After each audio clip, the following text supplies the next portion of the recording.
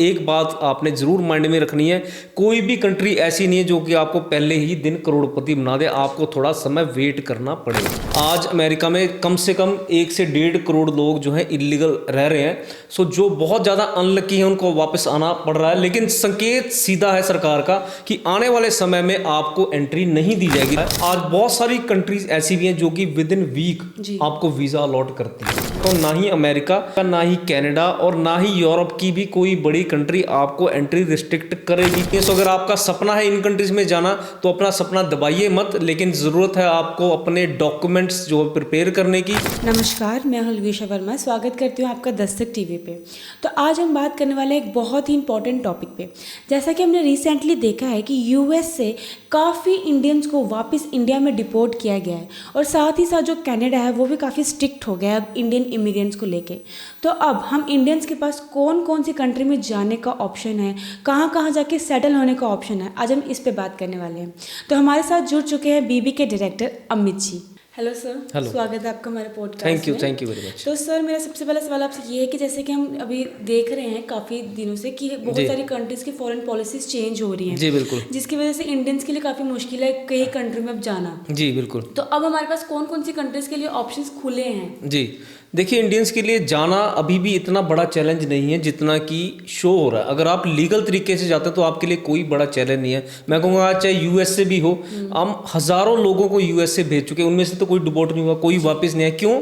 क्योंकि वो लीगल तरीके से गए थे। लेकिन जो लोग इलीगल तरीके से एंटर कर रहे हैं यूएसए में, पहली बात तो अब एंट्री नहीं होगी, और अगर होगी भी तो आपके ऊपर डिपोर्टेशन की तलवार हमेशा लटकी रहेगी। जैसे अभी 150-200 लोग वापस आए तो आने वाले समय में और भी आते रहेंगे। लेकिन मैं आपको ये भी बता दूं, आज अमेरिका में कम से कम 1 से 1.5 करोड़ लोग जो हैं इलीगल रह रहे हैं। सो जो बहुत ज़्यादा अनलकी हैं उनको वापस आना पड़ रहा है, लेकिन संकेत सीधा है सरकार का कि आने वाले समय में आपको एंट्री नहीं दी जाएगी। लेकिन अगर आप फिर भी अमेरिका जाना चाहते हैं, आप बहुत सारे ऑप्शंस हमारे पास अवेलेबल हैं। उस तरीके से लीगल एम्बेसी में अपना इंटरव्यू देकर जाइए, उनको बिल्कुल भी डिपोर्टेशन का सामना नहीं करना पड़ सकता। और इवन आप विजिटर वीज़ा पर भी गए हैं तब भी आपको वहाँ की सरकार अपॉर्चुनिटी देती है उसको कन्वर्ट कराने में। लेकिन अगर आपके पास किसी भी तरह का वीज़ा नहीं है तो डेफिनेट है कि आप वहाँ पर एंट्री नहीं कर पाएंगे, और अगर बाई चांस आपने कर भी ली तो बॉर्डर से ही आपको आना पड़ेगा। सो मेरी सभी दर्शकों को ये सुझाव है कि आप हर कंट्री, कोई भी कंट्री में जाना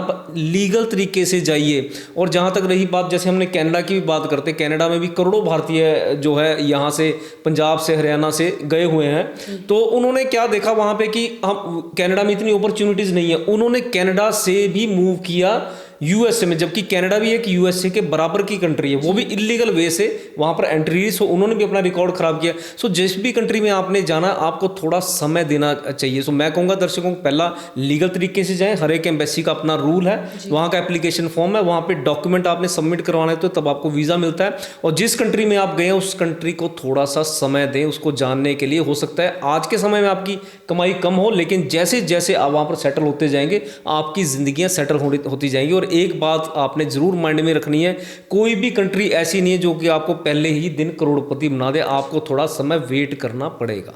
तो सर चलो इस टॉपिक से आगे थोड़ा बढ़ते हैं। तो अभी हमें ये बताइए कि कौन कौन सी कंट्रीज अभी भी ऐसी हैं जहाँ पे हम कम पैसों में जाके अपने आप की अपनी लाइफ की न्यू शुरुआत कर सकते हैं, वो भी लीगल तरीके से। जी बिल्कुल। देखिए, अगर बात करें अमेरिका की, जैसे डंकी लगाकर लोग 40-40 लाख देकर गए, वो तो सब वेस्टेज वाली बात है।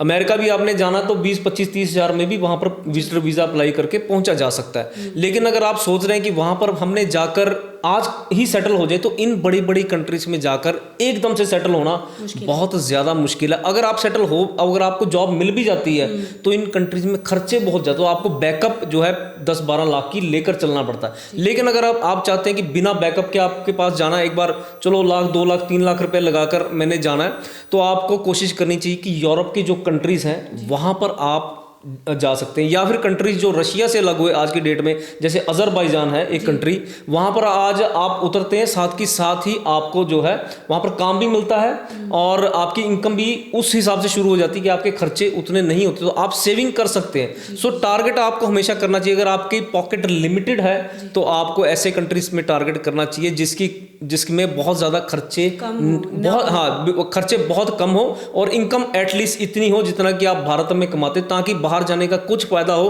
और आप कुछ सेविंग करके यहाँ पर भेज सकें। और ऑब्वियसली बात है, जब धीरे धीरे आप वहाँ पर सेटल होते जाएंगे तो आपकी इनकम बढ़ती जाएगी और आपके खर्चे सेटल होते जाएंगे और over the period of time आप इंडिया में पैसे भेजने लगेंगे।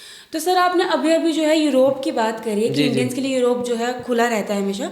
तो अगर हम आज अप्लाई करें वीज़ा यूरोप के लिए तो वो कब तक हमारा अप्रूव हो सकता है और हम कब तक वहाँ पे रह सकते हैं सर? देखिए, आज यूरोप के कंट्री टू कंट्री डिफर करता है। आज बहुत सारी कंट्रीज ऐसी भी हैं जो कि विद इन वीक आपको वीज़ा अलॉट करती है, जिसका वीज़ा का सिस्टम इतना फ्लेक्सिबल है कि आप ऑनलाइन अप्लाई करते हैं और 15 से 20 दिन के बीच में भी आपका वीज़ा आ सकता है और इवन हफ्ते के बीच में भी वीज़ा आ सकता है। अगर हम अजरबैजान की बात करें तो उसका 2 या 3 दिन में भी वीज़ा आ जाता है, लेकिन आपकी डॉक्यूमेंटेशन बहुत स्ट्रॉन्ग होनी चाहिए, जो कि हम पहले भी अपने पॉडकास्ट में बता चुके हैं। और हमेशा कैंडिडेट को ये बात ध्यान में रखना चाहिए कि जिस भी कंसल्टेंट से आपने काम करवाना है उसका ट्रैक रिकॉर्ड क्या है, क्योंकि आज के समय में बहुत सारी चीज़ें ऐसी भी हो रही है जिसमें फेक वीज़ा बनाकर दिया जाता है, क्योंकि इन वीज़ाज को चेक करना बहुत ज़्यादा मुश्किल है। सो एक ऐसे कंसल्टेंट से आपको राब्ता कायम करना है जिसकी रेपुटेशन बहुत अच्छी है, खासकर जब इन कंट्रीज़ की बात करते हैं, क्योंकि इनके वीज़ाज की पहचान जो कि ऑनलाइन वीज़ा, जो कि पेपर वीज़ा है, बहुत ज़्यादा मुश्किल है। हाँ, जो वीज़ा स्टैंप हो रहा है उसके लिए तो इतनी बात नहीं है, और जो वीज़ा पेपर वीज़ा है वो 48 से 48 घंटे में भी आ सकता है, हफ्ते में भी आ सकता है। लेकिन जो कंट्री जैसे जर्मनी जैसी कंट्री हो गई, सो उसके लिए आपको वीज़ा पे स्टैंप चाहिए और उसका प्रोसेस थोड़ा बहुत लंबा हो सकता है, यानी कि उसमें 2 या 3 महीने से भी लग सकते हैं। और 3 महीने आपको वीज़ा मिलने में लगेंगे और 2 साल के लिए आपको जो है वर्क परमिट मिल जाता है, उसमें काम कर सकते हैं। और अगर आप विजिटर वीज़ा की बात करें तो आपको 6 महीने तक का विजिटर वीज़ा मिलता है, जिसके बाद आप उसको वहाँ पर जाकर चेंज करवा सकते हैं और वो एक्सटेंड होता जाता है। सो एक बार आपको अगर एंट्री मिल जाती है ऐसी कंट्रीज़ में तो ये डेफिनेट है कि आपकी ज़िंदगी बहुत ज़्यादा बढ़िया होने वाली है।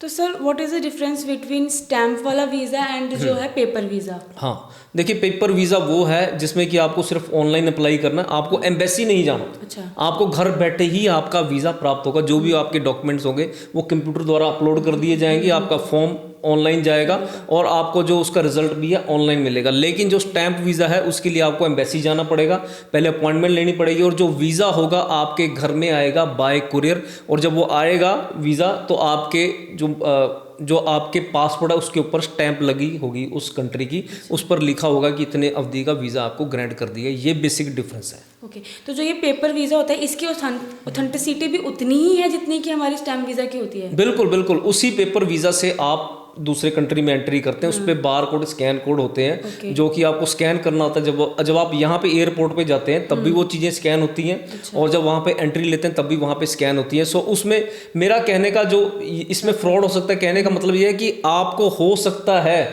कि कोई वो पेपर नकली भी दे दे। सो उस चीज़ की जाँच करवानी बहुत ज़्यादा अनिवार्य है। तो सर अगर कुछ लोग होते हैं जिनको छोटी कंट्रीज में नहीं जाना पसंद होता तो उनको बड़ी कंट्रीज में ही जाना, जैसे यूएस हो गया, कनाडा हो गया, लेकिन उनकी फॉरेन पॉलिसी अब बहुत चेंज हो गई है, स्ट्रिक्ट हो गई है, तो अभी भी अगर हम वहाँ पे जाना है तो अब हम क्या कर सकते हैं और कितना जल्दी वीज़ा लग सकता है, कितने पैसे लगेंगे, वो सब आप बता दो। जी बिल्कुल, आज के समय में बहुत सारे ऐसे लोग हैं महत्वाकांक्षी जो कि छोटी कंट्रीज में अपनी शुरुआत नहीं करना चाहते, क्योंकि उनके पास एजुकेशन भी है, उनके पास उतना पैसा भी है कि वो अफोर्ड कर सके कि वहाँ पे जाना, क्योंकि ऑब्वियसली एक छोटी कंट्री और बड़ी कंट्री के एक्सपेंसेस में फ़र्क होता है। बेसिकली पहुँचने का एक्सपेंस उतना नहीं होता, लेकिन वहाँ पर सर्वाइव करने का एक्सपेंस बहुत ज़रूरी है। सो बड़ी कंट्रीज में आपने जाना तो सबसे पहले आप बैकअप ज़रूर लेके रखिए। और दूसरा ये बात मैं आपको इंश्योर कर देना चाहता हूँ, ना ही अमेरिका, ना ही कनाडा और ना ही यूरोप की भी कोई बड़ी कंट्री आपको एंट्री रिस्ट्रिक्ट करेगी कभी भी, क्योंकि हमेशा लेबर की शॉर्टेज इन कंट्रीज में रहती है। और लेबर से हमें ये नहीं सोचना चाहिए कि बहुत छोटे लेवल के आपको जॉब मिलेंगे, वहाँ पे स्किल्ड लेबर की भी बहुत ज़्यादा डिमांड रहती है। सो आप स्किल्ड लेबर के थ्रू भी वहाँ जाना चाहते हैं तब भी आपके लिए अपॉर्चुनिटीज़ जो है वो खुली हुई हैं। सो अगर आपका सपना है इन कंट्रीज में जाना तो अपना सपना दबाइए मत, लेकिन ज़रूरत है आपको अपने डॉक्यूमेंट्स जो प्रिपेयर करने की, कि आप सही डॉक्यूमेंट्स के साथ और सही कंसल्टेंट से अपना वीज़ा अप्लाई कीजिए। तो सर अगर हम बीवी से अप्लाई करते हैं ऐसी कंट्रीज में जो कि थोड़ा अब मुश्किल है जहाँ पे पहुँचना, तो हमें कितनी जल्दी वीज़ा मिल सकता है और उसकी जो ऑथेंटिसिटी है वो कैसी रहेगी? जी देखिए, वीबी वीज़ा का हमेशा ट्रैक रिकॉर्ड हमेशा 90% से अबव सक्सेस रेट का रहा है। अगर मैं कनाडा की बात करूं 90 से ऊपर है, अगर मैं यूएसए की बात करूं विजिटर वीज़ा की तो 95 से ऊपर है। और इस सब के प्रमाण आपको हमारे सोशल मीडिया पर मिल जाएंगे, ये सिर्फ हवाई बातें नहीं है। और अगर हम जैसे छोटी कंट्रीज की बात कर रहे थे, मान लीजिए एग्जाम्पल हम ले लें अजरबैजान, तो उसमें हमारा रेट 100% है। और हम ये भी आपको विश्वास दिलाते हैं कि हमारे पास कुछ पैकेजेस ऐसे भी हैं जिसमें कि आप पेमेंट सारी वीज़ा लगने के बाद दे सकते हैं। सो इसमें ना तो एक तो आपकी जो पेमेंट है वो बहुत ज़्यादा सिक्योर होगी और जो आपका सक्सेस रेट है वो भी 100% आपका सिक्योर हो चुका है। सो उसके लिए आपको टीम से एक बार राब्ता कायम करना पड़ेगा। हमारे नंबर मैं चाहूँगा कि आप फ्लैश कर दीजिए, और जो लोग एक ऑथेंटिक कंसल्टेंसी से जाना चाहते हैं और चाहते हैं कि उनका वीज़ा 99% सिक्योर हो तो डेफिनेटली उनको कांटेक्ट करना चाहिए। Okay, so thank you sir, आपने इतने आज हमारे लोगों के जो कंफ्यूजन था कनाडा को लेकर या यूएसए को लेकर वो आपने क्लियर करा है। Thank you so much for that. Thank you. So thank you so much for watching this podcast. अगर आपको अभी भी कोई कन्फ्यूजन है यूएस, कनाडा या किसी भी और कंट्री को लेके तो आप नीचे कमेंट में बता सकते हैं। वीडियो को लाइक करना, शेयर करना मत भूलिएगा और हमारे चैनल को सब्सक्राइब भी कर लीजिएगा। धन्यवाद।